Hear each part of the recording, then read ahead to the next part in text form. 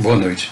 Eu fiz uma referência ao apóstolo Pedro um pouco antes, mas eu fiz uma referência equivocada. Na verdade, eu estava citando a palavra do apóstolo Paulo aos Colossenses, que fala da suprema pessoa de Jesus Cristo. Mas antes de citar esse texto de Colossenses, eu vou citar Pedro. Pedro, quando escreve às igrejas, na sua segunda carta, ele fala que no tempo do fim, na proximidade do fim, surgirá uma classe específica de pessoas. Ele diz assim, no capítulo 3º da segunda carta de Pedro: Antes de tudo, considerai atentamente que, nos últimos dias, surgirão escarnecedores, anunciando suas zombarias e seguindo suas próprias paixões. Eles proclamarão: o que aconteceu com a promessa da sua vinda? Ora, desde que os antepassados morreram, tudo continua como desde o princípio da criação. Então, Pedro declara que, juntamente com os falsos cristos, falsos mestres, falsos profetas, falsos apóstolos, surgirá também uma classe específica de homens e mulheres dados ao deboche, dados à zombaria, dado a fazer graça e fazer piada da palavra de Deus. E uma das coisas que eles vão usar é a suposta ou aparente demora com relação à segunda vinda de Cristo, quanto à instalação, implantação, o irromper gracioso do reino de Deus em Cristo Jesus na terra. E fala que esses homens farão esse apelo em relação a tempo, dizendo que eu ouço isso desde criança, meus avós ouviram, meus bisavós, e até agora não aconteceu nada, nada mudou, nada ocorre. E Pedro cita mais sobre o caráter dessas pessoas que se apresentam como cristãos, mas de fato não o são. No entanto, deliberadamente, eles não reconhecem que desde a antiguidade, por intermédio da palavra de Deus, foram criados os céus e a terra. Essas pessoas, além de zombarem quanto à promessa de Jesus Cristo, de fazerem pouco caso da profecia, das profecias, eles também atacam a criação, não reconhecem a criação dos céus e da terra como um ato divino. Então é uma classe de homens e mulheres, é uma classe de pessoas que atua quanto no povão, quanto também no mundo acadêmico, no mundo dos homens cultos, das erudições. Se você pegar algumas obras de teologia, você terá dificuldade, se você não souber selecionar, você terá dificuldade de reconhecer o que essas pessoas estão tratando, porque eles parecem desdizer o que diz a Bíblia, e de fato é o que eles fazem, em especial numa área chamada teologia bíblica, que eu acabei entrando em contato um tempo, depois de alguns anos estudando teologia sistemática. Eu passei um período estudando teologia bíblica. É um campo interessante para quem pretende militar nessa área, há homens sérios, há homens de Deus, há pessoas muito dedicadas trabalhando, mas também há uma multidão de pessoas que não têm o temor de Deus. Há uma multidão de intelectuais que querem desconstruir a mensagem do Evangelho, querem desconstruir a história da igreja, a história de Cristo, a história da criação, a realidade da criação de Deus. Essas pessoas militam nessa área, se alguém tiver interesse, é uma área de estudo, é uma área de trabalho, eu considero até assim uma área aberta a missionários cristãos que queiram labutar nessa área altamente erudita, culta e com as próprias regras, né? Mudando-se as regras que você altera o resultado. Então eles têm as regras próprias para a produção acadêmica, para a produção universitária, acabam criando temas e metas e alvos de pesquisa que desgastam muitas pessoas, mas homens sérios, homens de Deus, têm produzido material à altura, mantendo firme o testemunho da fé, até mesmo nessas áreas difíceis. E nós vemos muito no cotidiano, no dia a dia. Não falo do profissional do humor, da paródia, da sátira, daquele que vive desse tipo de atuação, porque é um ator, é um profissional. Eu não falo disso, eu não questiono a pessoa que está livremente trabalhando, exercendo o seu ofício. Eu questiono as pessoas que estão na igreja e têm essa postura desdenhosa, irreverente, porque eu considero preferível o silêncio reverente ao deboche, né, o escárnio, a falta de respeito, a zombaria. Nunca é o melhor caminho. Mas vamos seguindo aqui. Essas pessoas também, aqui, desde a antiguidade, por intermédio da palavra de Deus foram criados os céus e a terra, e esta foi formada da água e por meio da água. Foi pelas águas que o mundo daquela época foi submerso e destruído. Dilúvio, também outro ponto que é atacado. Na verdade estão atacando o livro de Gênesis, né, que também é muito importante. Ora, por intermédio da mesma palavra, os céus e a terra que hoje existem estão também preparados para o fogo, reservados para o dia do juízo e para a total destruição dos ímpios, o dia da ira, o dia da ira. Essa mensagem não é agradável para ninguém, né? Mas ela é verdadeira. Haverá um dia do julgamento. Haverá um derramar da ira de Deus contra o maligno, contra o pecado, contra a humanidade que resiste à verdade do Evangelho. Isso é inegável. E a igreja não pode mascarar a mensagem do Evangelho, deixando de anunciar a verdade. Proclamamos a salvação em Cristo Jesus, proclamamos a nova vida. Mas e o que acontecerá com aqueles que resistem, que se opõem?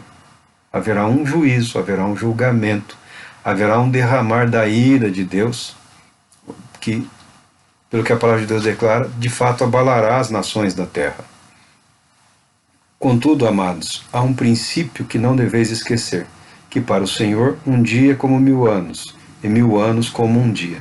O Senhor não se atrasa em cumprir a sua promessa, como julgam alguns. Pelo contrário, Ele é extremamente paciente para convosco e não quer que ninguém pereça, mas que todos cheguem ao arrependimento.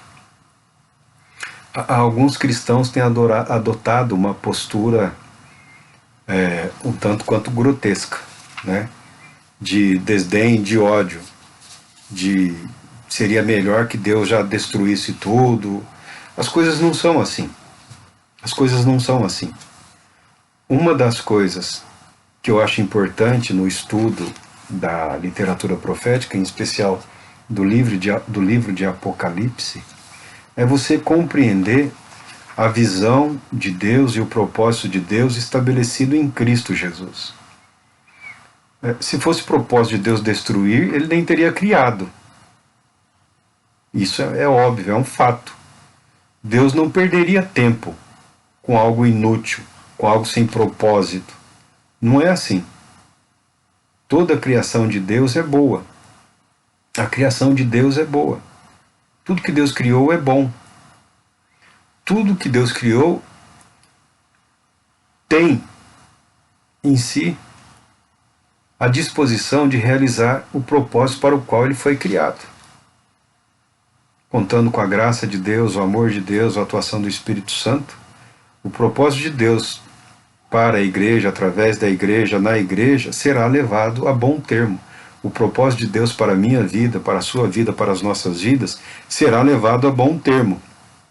Ainda que nós não tenhamos plena consciência de qual é o propósito exato de Deus para a nossa vida.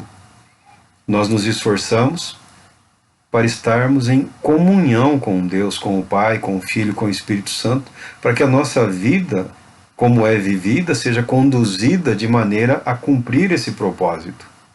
Não temos uma mensagem específica, a maioria das pessoas não tem uma mensagem específica em relação a você tem que fazer isso, você tem que fazer aquilo.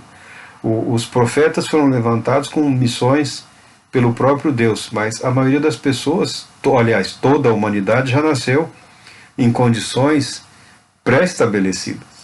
Nós não escolhemos onde, quando, como, a que geração pertencer. Isso foi determinado por Deus, pela soberania, pela sabedoria do Altíssimo. Nós não escolhemos a classe social, a cor da pele, a raça, nada disso.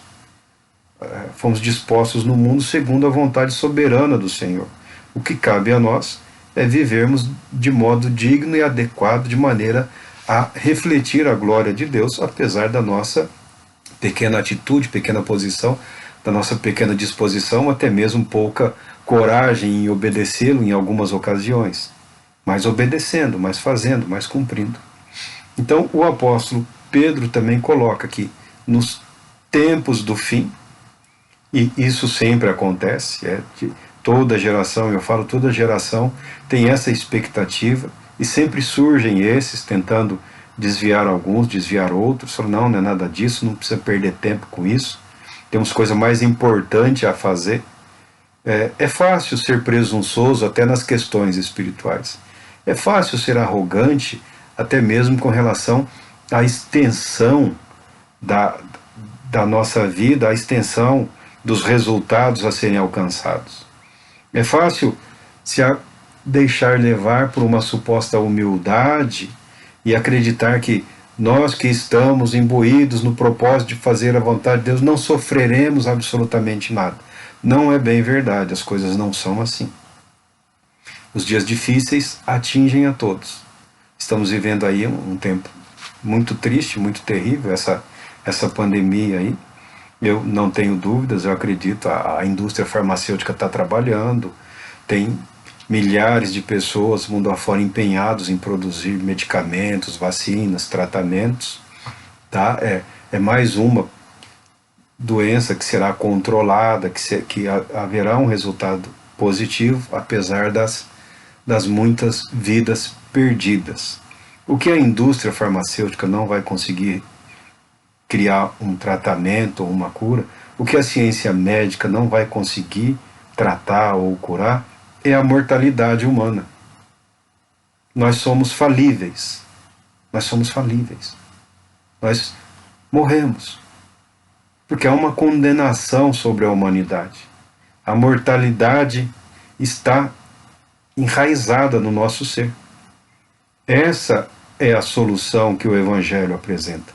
Essa é a resposta que Jesus Cristo apresenta para uma nova humanidade em Cristo Jesus, para a vida eterna. Não uma mera extensão do viver, não apenas um tempo a mais de vida, não apenas uma cura momentânea. Jesus Cristo se propõe a nos conduzir à vida eterna. Isso é muito sério. Isso tem sido zombado, desprezado, deixado de lado. A nova mitologia científica faz propostas de uma consciência eterna, de pequenos milagres tecnológicos. Mas é tudo besteira, é tudo mentira. São questões altamente, assim, tolas. Eu me lembro agora, eu ainda era jovem, um jovem rabino, que também era físico, era físico do governo americano, eu tenho alguns livros dele, ele acabou abandonando a física e se dedicou a divulgar o judaísmo e especialmente algumas questões dos místicos judeus. Mas por que esse jovem cientista abandonou a ciência, a física e se dedicou a divulgar o judaísmo naqueles dias? Porque a ciência física estava extrapolando os seus limites. Já naqueles dias, já faz muitos anos, eu não estou lembrando o nome dele, depois eu farei uma referência correta e adequada. A física já estava entrando no campo do misticismo. Muitas teorias físicas, muitas teorias que surgiram e até hoje são divulgadas, são anunciadas, são proclamadas, se eu não estou dizendo para você fazer isso, que para alguns pode ser uma cilada, uma armadilha. Mas se você tiver contato com conteúdo de espiritualidade, misticismo, especialmente dos judeus, você verá as mesmas teorias. Você verá as mesmas propostas, as mesmas propostas. Até quando alguns fazem cálculos e cálculos e mais cálculos, dizendo, parece lá o astrônomo, o astrofísico, dizendo a idade do universo, a idade da galáxia, a idade... Alguns místicos, através dos números, através dos estudos que eles fazem, através da manipulação de números e de conceitos, chegaram aos mesmos resultados. Ou seja, os místicos já tinham o mesmo resultado proposto pelos cientistas. Isso é preocupante. Isso é preocupante, na minha opinião. Eu não estou defendendo o misticismo.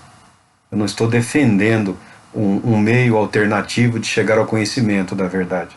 Eu estou dizendo que até mesmo a tal ciência, o tal conhecimento científico, às vezes se deixa envolver por questões que estão fora da sua capacidade, distorcendo o seu princípio, seus fundamentos e levando muita gente a dedicar tempo e energia a questões que nunca serão resolvidas, porque não é campo de trabalho deles. Tá? Eu citei esse rabino apenas para mensurar o que fala aqui o apóstolo em relação às pessoas que questionam tudo. Questionam a vinda do Senhor, questionam se houve uma criação, né? Questionam se houve dilúvios, questionam se houve uma salvação através de Noé, da humanidade. As pessoas gostam de questionar. E não só questionar, como também zombar. E oferecer também um falso apoio, uma alternativa que vai tirar um dos alicerces daqueles que creem em Deus para os dias difíceis e para todos os dias. Toda vez que a pessoa é movida dos seus fundamentos, dos seus valores básicos, ela se desestrutura. O livro de Gênesis, ele não está aqui por um acaso. Não é um mito, não é, mas também não é um escrito que tem o propósito de ter uma linguagem científica.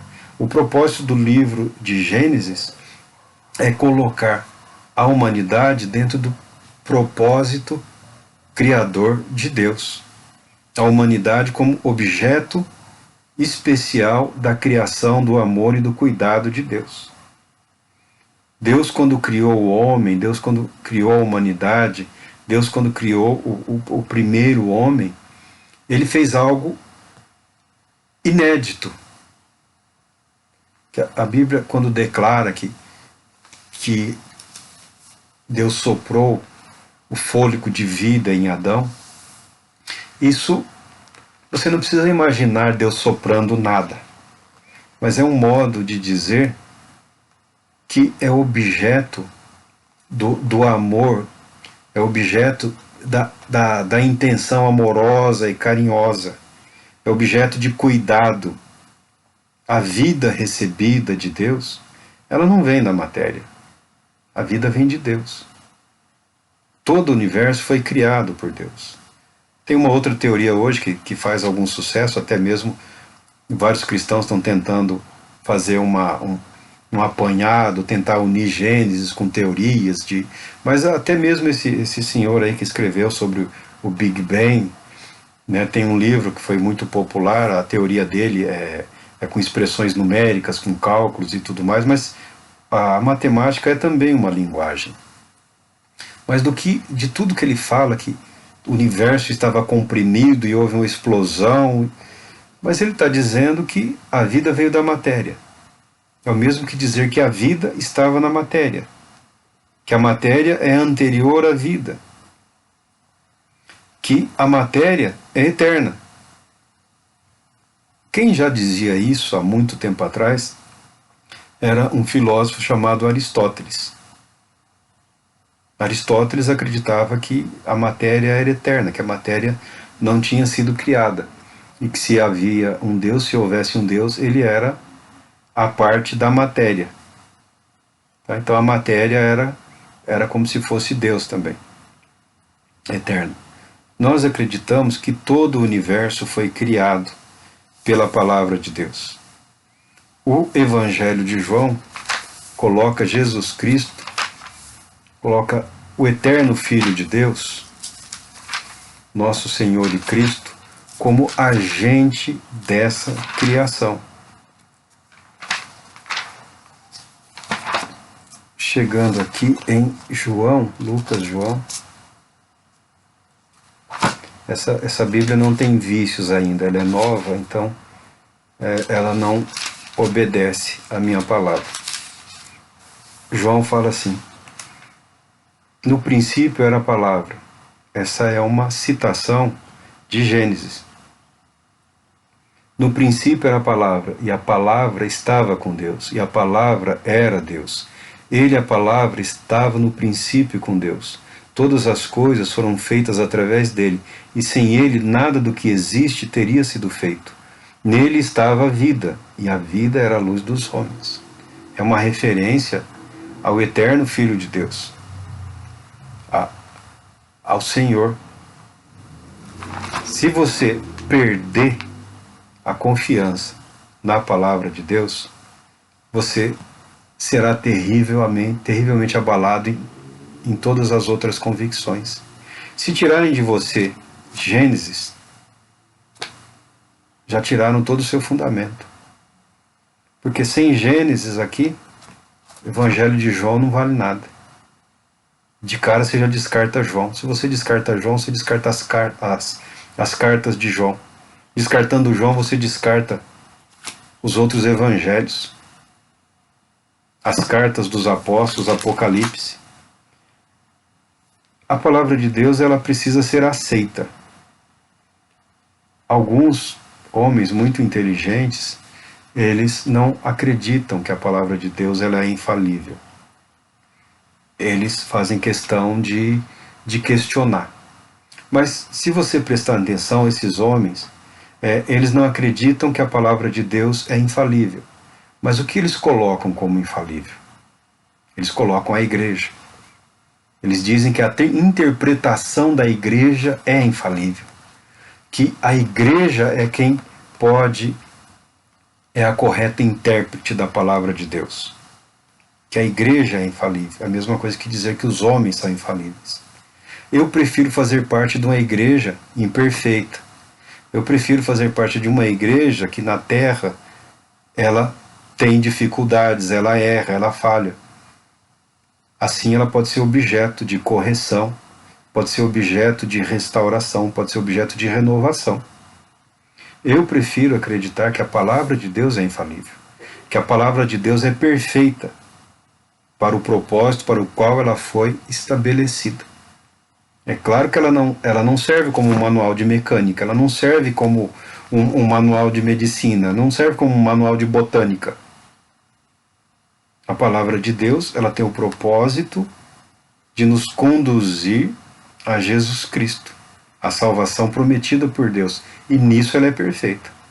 E nisso ela é infalível. Ela tem sido infalível através dos tempos. E ela permanecerá até o fim dos tempos, conforme ela declara.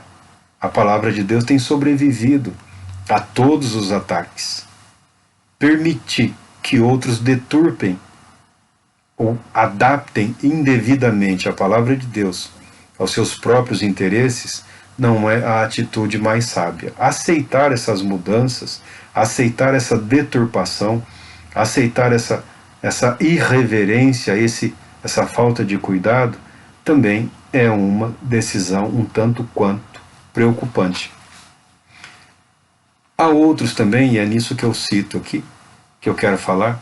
Há pessoas que, a essa altura, se você me acompanhou, assistiu algum dos vídeos, fazem uma diferenciação entre Evangelho da Graça e Evangelho do Reino. Eu não consigo ver diferença nenhuma. O Evangelho de Jesus Cristo, o Evangelho da salvação, é também o Evangelho do Reino. Vamos a Colossenses, que foi a citação que eu fiz no outro vídeo, fala sobre a pessoa gloriosa, suprema de Jesus Cristo. Ele nos resgatou do domínio das trevas e nos transportou para o reino do seu Filho amado, em quem temos a plena redenção por meio do seu sangue, isto é, o perdão de todos os pecados. Ele é a imagem do Deus invisível, o primogênito de toda a criação. Porquanto nele foram criadas todas as coisas nos céus e na terra, as visíveis e as invisíveis, sejam tronos ou dominações, sejam governos ou poderes, tudo foi criado por ele e para ele. Ele existe antes de tudo o que há, e nele todas as coisas subsistem. Ele é a cabeça do corpo, que é a igreja, ele é o princípio e o primogênito dentre os mortos, a fim de que em absolutamente tudo tenha supremacia, porquanto foi do agrado de Deus que nele habitasse toda a plenitude, e por intermédio dele reconciliasse consigo todas as coisas, tanto as que estão na terra quanto as que estão nos céus, estabelecendo a paz pelo seu sangue vertido na cruz. Olha que em Colossenses, veja a grandiosidade do poder do Evangelho. Está falando do Cristo eterno, do eterno Filho de Deus encarnado, que se fez homem. Por isso que a Bíblia declara, Deus estava em Cristo reconciliando consigo. A pessoa gloriosa de Jesus Cristo, a manifestação do amor de Deus para com a sua criação, propondo, realizando e consumando um resgate da criação caída, dominada pelo pecado, mas nunca abandonada ou esquecida pelo seu Criador. Aceitar essa verdade é trazer saúde para a sua alma, para o seu espírito, para a sua mente. Aceitar a verdade que tudo pertence a Cristo é trazer paz para a sua consciência, é trazer vida para a sua vida, é se permitir viver de acordo com os propósitos dele, sabendo que tudo que ele disse e fez e propôs se realizará. A palavra de Deus produzirá todos os resultados. As pessoas falam da demora, e tem outros que ficam procurando sinais e mais sinais. Olha, procurando na palavra, nós encontramos a verdade. E aí a verdade nos liberta. Nos liberta do quê? Do poder do pecado. Nos liberta do aprisionamento mental, psicológico, emocional a este mundo, que é passageiro. E sejamos francos, é difícil não ter apego à vida, porque nós somos criados para a vida eterna. Nós confundimos a vida que temos, a existência que temos, com a vida verdadeira. Não que seja uma farsa, não que seja uma mentira. Eu estou querendo dizer que, de fato, o mundo está no poder do maligno. E isso não é uma brincadeira. Isso é uma coisa muito séria. Se nós não soubermos separar adequadamente a nossa vida, o nosso trabalho, os nossos propósitos, os nossos corações para Deus, em meio ao que estamos vivendo e ao que viveremos, é possível que alguns acabem descobrindo que não estão em Cristo. Isso pode conduzir muitas pessoas ao desespero, ao medo. Outros acham que pode ser exagero a mensagem de Apocalipse, da ira de Deus a ser derramada. Mas todo aquele que sonha com justiça, que deseja um mundo mais justo, uma sociedade mais justa, todo aquele que sofreu, todo aquele que foi atropelado pelos acontecimentos dessa vida, todo aquele que foi arrasado pela dor, pela morte, percebe que alguma coisa não está certa. Não pode ser isso a vontade de Deus. E de fato não é. A vontade de Deus a nós é revelada através de Jesus Cristo. Deus tem muito mais. Nos deixou aqui para que nós testemunhemos essa verdade. Mas para que o testemunho possa ser eficaz, para que o testemunho possa ter resultado que Deus deseja, nós precisamos aceitar que Cristo reine em nós e através de nós. Isto nem sempre é fácil. Porque o que está em alta nos dias de hoje, como foi também nos dias antigos, é a turma do eu sou mais eu. Eu mando, eu faço, da minha vida cuido eu, na minha vida mando eu, quem escolhe o meu destino sou eu. Tem muito dessas coisas. Até mesmo o pecado tem se tentado retirar essa palavra, colocando assim baixo a autoestima, complexo de alguma coisa. As pessoas tentam mudar os conceitos e as verdades para propor uma solução passageira. Como que se apagar uma palavra do dicionário fosse destruir a realidade que ela representa ou significa. Tá? Em dias difíceis, é difícil amar. Em dias difíceis, é complicado se preocupar com o outro. Em dias difíceis, é difícil dar de si ou se propor a fazer a vontade de Deus.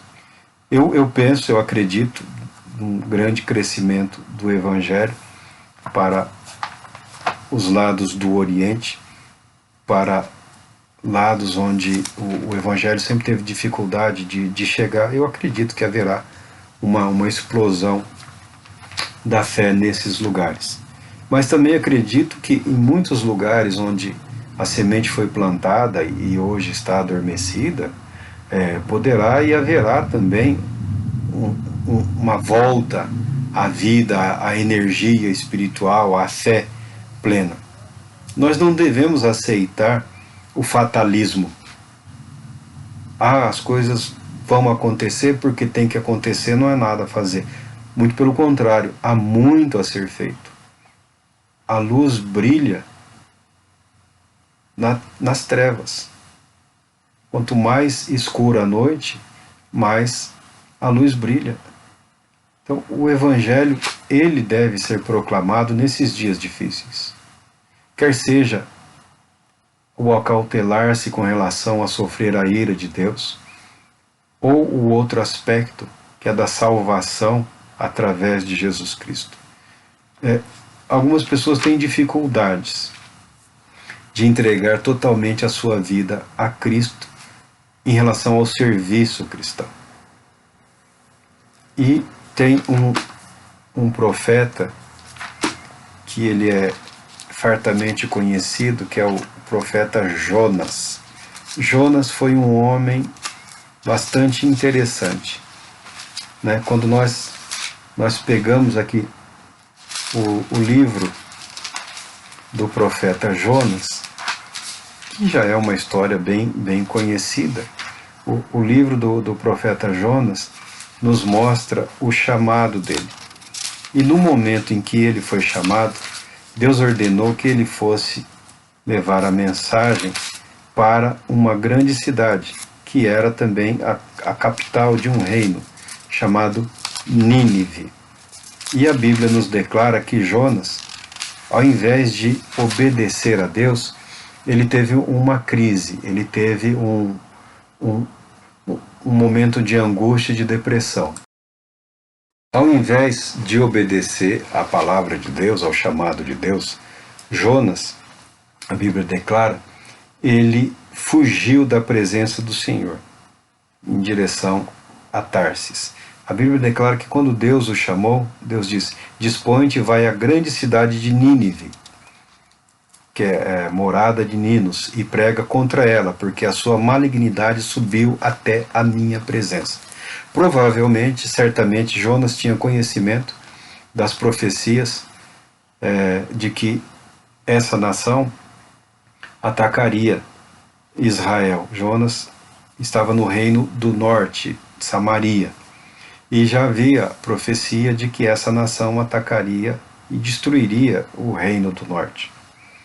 Muito provavelmente Jonas teve uma crise existencial e espiritual e ficou indignado e magoado com Deus quando Deus propôs salvação. Deus, até aqui, não fala de proposta de salvação.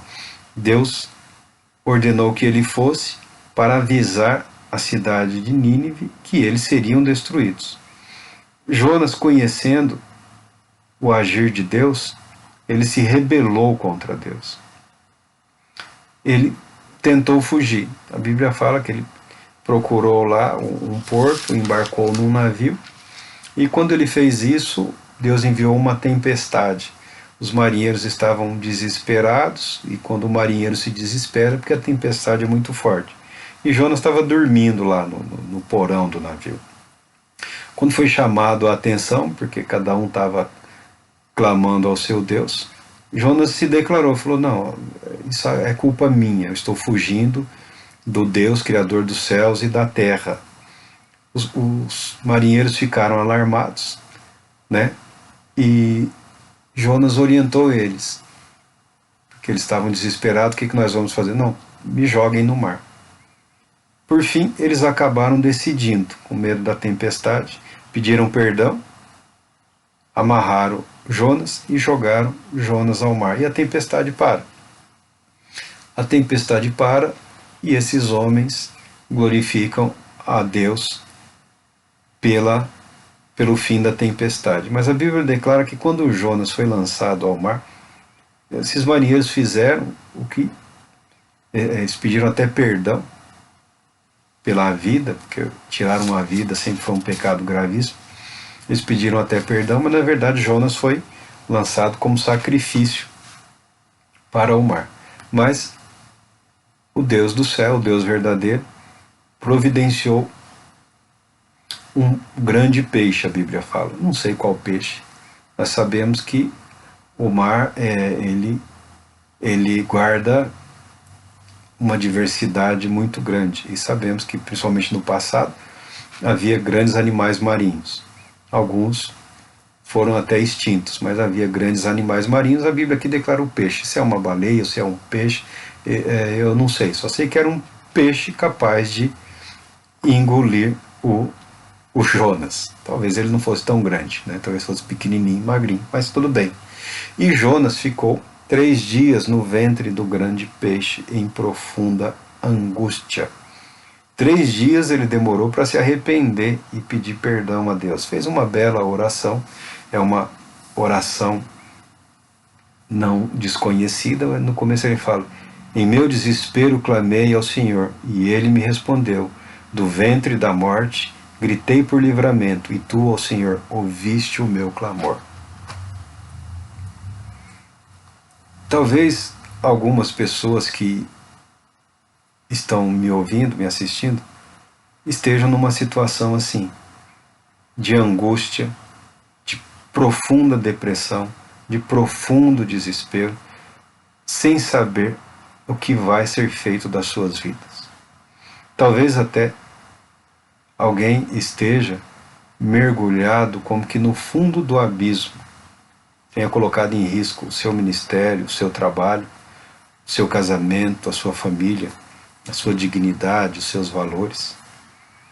Tenha se deixado levar para um momento de egoísmo, para um momento de presunção, para um momento de vaidade, de orgulho. Tenha voltado as costas para Deus e procurado refúgio onde não há refúgio, onde não há paz. Procurado abrigo onde não dá para se ocultar da vigilância eterna do Criador. Meu irmão, ainda que você tenha mergulhado fundo no pecado, ainda que você esteja no abismo, prestes a morrer, não deixe de clamar, ainda que seja em seus pensamentos. Porque Deus certamente vai te ouvir. Deus certamente tem perdão para você. Não existe abismo tão profundo que possa ocultar alguém dos olhos vigilantes do Senhor. Não existe abismo tão profundo que possa te afastar do amor e do cuidado de Deus Pai. Não existe lugar nesse mundo em que você não possa ser alcançado por Jesus Cristo. O que você fez importa? Importa sim. Pode ter magoado muitas pessoas, pode ter até arruinado vidas, pode ter causado um estrago. Mas nós não estamos aqui planejando julgar nem condenar ninguém. O nosso propósito é declarar que, mesmo em meio à mais terrível tempestade, mesmo no mais profundo abismo, a graça e o amor do Pai vão te alcançar. Quando Jonas clamou, a Bíblia fala que Deus ouviu e Deus perdoou o profeta. Esse peixe lançou Jonas à terra. Provavelmente depois de cumprir os votos que ele havia feito, depois de se recuperar dessa experiência traumática, né, veio a palavra do Senhor, a Bíblia fala no capítulo 3. Então a palavra do Senhor veio a Jonas pela segunda vez, com esta orientação: levanta-te e vai agora mesmo à grande cidade de Nínive, e assim que lá chegar, prega contra ela a mensagem que eu mesmo haverei de te entregar. Relutante, mas grato a Deus pela vida, pela segunda oportunidade, mesmo levando consigo as mágoas, os ressentimentos, todos os sentimentos que o atormentavam, desta vez ele obedeceu. Ele obedeceu. Ele foi até Nínive. Era uma senhora jornada, não era uma caminhada tão simples. Dizem que era algo de 800 quilômetros. Ele foi até Nínive. Quando ele chegou em Nínive, caminhou pela cidade um dia inteiro. E ele proclamou a seguinte mensagem: eis que daqui a 40 dias Nínive será destruída. Ou seja, ele pregou a palavra de Deus sem nenhuma elaboração. Nem fez a introdução que fazem os profetas. Não fez um chamado. Não, ele pregou seco. Pregou com raiva, até parece. Pregou até cheio de ódio, talvez até falando baixo, né? Alguém talvez puxasse ele. O que esse estranho está falando? O que foi que você disse mesmo? Daqui a 40 dias Nínive vai ser destruída. E continuou. Talvez outro tenha chamado. Com Jonas, com essa mensagem mal pregada, mal preparada, ele recebeu essa palavra de Deus. Mas é óbvio que ele tinha recursos para a apresentação, uma preparação. Mas mesmo ele não tendo feito isso, a vida de Jonas, a história de Jonas, chegou em Nínive com ele. Quando as pessoas ouviram, eles creram em Deus. Porque de alguma maneira chegou lá também os fatos que haviam acontecido com ele. É certo que ele não viajava sozinho. E quando interpelado, ele contou. Mas por que você está dizendo isso? Quem mandou você dizer isso? O Deus eterno, Criador dos céus e da terra. Ele me mandou dizer que essa cidade será destruída daqui a 40 dias. Chegou essa mensagem, não só o povo se arrependeu, como combinaram um jejum. Essa notícia chegou ao rei, e o rei, quando soube da pregação de Jonas, a Bíblia diz que ele se levantou do trono, tirou o manto, vestiu-se de pano de saco, sentou-se sobre cinzas, como sinal de arrependimento, proclamou aos nobres, aos ricos, aos pobres, até aos animais, proclamou um jejum, e disse ainda: e todos os cidadãos orem a Deus com todas as suas forças. Cada pessoa abandone o seu mau caminho e toda atitude violenta. Talvez Deus volte sua face para nós, se arrependa e se acalme o furor da sua ira, de modo que não sejamos destruídos. Deus viu isso e desistiu de destruir essa cidade. Muito tempo depois, essa cidade foi destruída, e foi completamente destruída. Mas nos dias de Jonas, essa geração, que a Bíblia declara que eram 120 mil almas, 120 mil pessoas moravam naquela cidade, uma cidade com 120 mil pessoas naquele período era uma cidade gigantesca, era uma metrópole, de fato era a capital do império. Deus, vendo o arrependimento, Deus perdoou o pecado. Jonas estava do lado de fora da cidade observando. E quando percebeu que a cidade não havia sido destruída, ele ficou muito mais magoado e revoltado, porque sabia do que poderia acontecer. Mas eu estava falando aqui que a história de Jonas chegou com ele. Não é coincidência o que aconteceu na vida de Jonas. Quando ele achou que estava se rebelando contra Deus, ele acabou facilitando o cumprimento do propósito de Deus. Esse povo adorava um Deus, esse povo era idólatra, esse povo era pagão.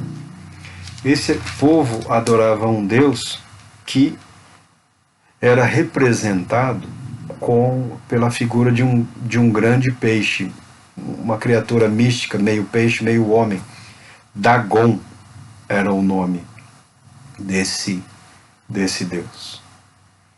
E na triste aventura de Jonas, ele foi protegido, ele foi salvo da morte por Deus através de um peixe. Deus usou até mesmo a cultura pagã e idólatra de um povo para levar a mensagem de perdão e arrependimento. Você acha que a sua vida, nessa quase morte, nessa quase tumba, nesse quase fim, está fora do propósito e do alcance de Deus? Muito pelo contrário. Quando o Senhor Deus te levantar, a sua vida fará sentido. A sua tragédia terá significado. O amor, a misericórdia de Deus por você será expresso através de você, através da sua vida para outras pessoas. Não é só a mensagem, não é só a palavra. Não é só a palavra que foi dita. Porque se fosse só a palavra, qualquer um seria profeta. Seria só pegar a palavra e sair anunciando por aí. Mas Deus age através de vidas humanas. Deus revela o seu propósito, o seu amor, o seu poder através de vidas humanas, frágeis, pecadoras, totalmente dependentes da graça, da misericórdia e do amor de Deus. Não há em nós, na nossa natureza, daquele que crê, nada melhor do que aqueles que não creem. A diferenciação ocorre pela graça de Deus, pelo favor de Deus, que se manifesta pela fé através das nossas vidas. E o propósito de Deus não é criar um povo soberbo e arrogante, que profere maldições, que deseja morte e destruição para os outros. O propósito de Deus não é criar um povo, estabelecer um povo que rivaliza, que odeia por odiar, porque leu rapidamente uma passagem dizendo que um povo de tal lugar vai fazer isto ou aquilo. O que a palavra de Deus declara vai se cumprir. Mas você nem sabe qual geração a palavra de Deus está se referindo. Muitas vezes você nem sabe a qual momento da profecia a palavra de Deus está se referindo. Se existe a oportunidade de proclamar a salvação pela fé em Cristo Jesus, é nossa obrigação. E Deus cuidou do profeta, Deus cuidou de Jonas. Ele está aqui, ó. Jonas ficou extremamente decepcionado. Jonas ficou decepcionado porque 120 mil pessoas estavam vivas. Veja como a religião pode manter na pessoa uma perspectiva equivocada. Eles nos odeiam, eles pretendem nos destruir, então para mim eu prefiro que eles morram. nós vemos esse raciocínio em muitas pessoas hoje em que se dizem cristãs, se permitindo odiar, se permitindo desejar a morte de outras pessoas, outros grupos, outras etnias, outras manifestações religiosas, outras culturas. Isso é absurdo. Isso é absurdo. Deus, aqui ó, então ele orou, Jonas orou para Deus. É que aqui tem umas palavras em hebraico. Ele orou a Deus e desabafou dizendo: Ah, Eterno, pois não foi exatamente isso que eu disse quando ainda estava em minha casa? Foi por esse motivo que eu decidi fugir para Tarsis. Eu sabia que tu és Deus, misericordioso, compassivo, longânime, rico em amor, e que ameaças castigar, mas te arrependes. Ó Senhor, agora, portanto, tira a minha vida, eu te rogo, afinal é para mim melhor morrer do que seguir vivendo. Veja a fúria, veja a indignação, veja a revolta de um homem chamado por Deus, vocacionado por Deus, com um propósito especial, mas ainda assim revoltado com o resultado, que é um resultado sonhado por muitos hoje. Mas por que não vemos? Porque não vamos. Por que não vemos? Porque não falamos. Por que não vemos? Porque não permitimos a nós mesmos aceitar a verdade de que quem conduz a vida do cristão é Jesus Cristo. Quem conduz a nossa vida é o nosso Senhor e Deus. Você está desfrutando de momentos de vitória? Glorifique a Deus. Glorifique a Deus. Você está passando por situação difícil? Clame ao Senhor. Você está em terrível agonia e aflição? Não desista, não se desespere. Há um Deus que aguarda a sua oração, que aguarda o seu arrependimento sincero, o seu desejo sincero e pleno de estar com Ele. Há um Deus pronto e disposto a reparar a sua vida, a restaurar os propósitos que Ele estabeleceu, a fortalecer as tuas pernas para a caminhada, para a longa caminhada que se apresenta, a te conceder sabedoria e discernimento, para que na ocasião apropriada você tenha a palavra certa, mesmo que sejam poucas palavras. Serão as palavras que o Senhor Deus usará através da sua vida, da sua jornada, para levar salvação a muita gente. Essa é uma visão. O livro de Jonas, ele não conclui. Ele termina com Deus mostrando ao profeta como ele estava sendo inconsequente, como ele estava sendo leviano, como ele estava sendo egoísta e equivocado. Porque Deus faz crescer uma planta para protegê-lo do calor. A planta cresce rapidamente num dia. Aí no outro dia, quando ele acorda e o sol está a pino, Deus faz essa planta morrer, o calor, o vento atacam o João e ele quer morrer, o Jonas, ele quer morrer de novo, ele pede a morte. Ele está num momento muito deprimido e inconsistente. Deus mostra, você está reclamando por uma planta que viveu por um dia e eu não teria compaixão dessas milhares de vidas que estão aí. Até mesmo a mensagem da ira de Deus, da proximidade da ira de Deus,